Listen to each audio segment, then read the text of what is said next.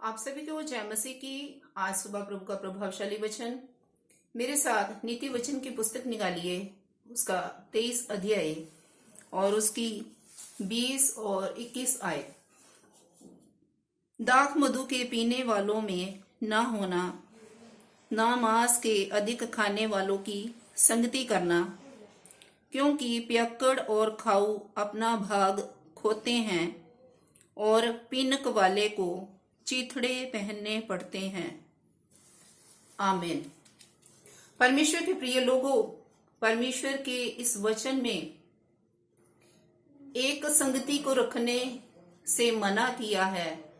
परमेश्वर हमें आगाह करते हैं, चेतावनी देते हैं कि हमें इन लोगों की संगति नहीं करनी, इनके साथ अपने समय को व्यतीत नहीं करना। वो कौन से लोग बताए गए हैं? वचन में लिखा है, दाख मधु के पीने वालों में ना होना। हमें परमेश्वर के लोग होने के नाते हमें जो दाख मधु पीते हैं, जो मदिरा पीते हैं और जो मांस के अधिक खाने वाले लोग हैं, उनकी संगति नहीं करनी। बहुत से लोग ऐसे हैं जो इन लोगों के साथ जल्दी ही संगति कर लेते हैं, वो इन लोगों की बातों में आ जाते हैं। लेकिन परमेश्वर हमें इन लोगों के साथ संगति करने से हमें मना करते हैं, क्योंकि ऐसे लोग, परमेश्वर के वचन में लिखा है, क्योंकि पियक्कड़ और खाऊ अपना भाग खोते हैं। शराबी लोग, नशा करने वाले लोग और ज्यादा खाने वाले लोग, मांस खाने वाले लोग, किसी भी चीज को अधिक रीति से खाने वाले लोग, वो अपना भाग खोते हैं।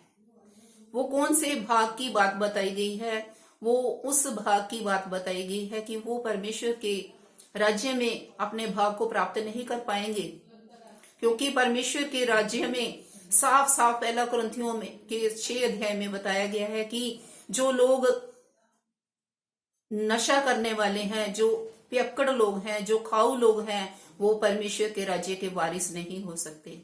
वो कभी भी परमेश्वर के राज्य में दाखिल नहीं होने पाएंगे।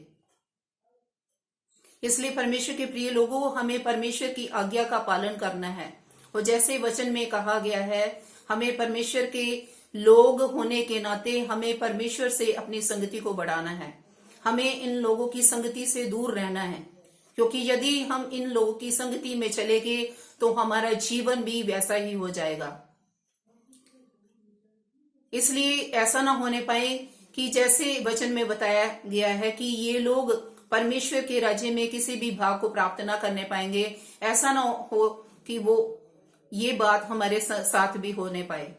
इसलिए परमेश्वर अपने वचन के द्वारा हमें चेतावनी देते हैं कि हमें इन लोगों की संगति से दूर रहना है, अपने आप को उनकी संगति से बचाना है और अपना समय परमेश्वर के संग बिताना है। हमारी संगति परमेश्वर के संग होनी चाहिए, क्योंकि हम जिस संगति में अपने समय को व्यतीत करेंगे हम वैसे ही हो जाएंगे। लेकिन प्रभु के वचन में लिखा है कि जो प्रभु की संगति में रहता है वह उसके साथ एक आत्मा हो जाता है। इसलिए प्रभु के प्रिय लोगों, हमें परमेश्वर के साथ एक आत्मा होना है, हमने उसके साथ संगति करनी है, ताकि हम परमेश्वर के राज्य में अपने उस भाग को प्राप्त करने पाए। इस वचन से प्रभु आप सबको आशीष और बरकत प्रदान करे। सबको जय मसीह की। God bless you all.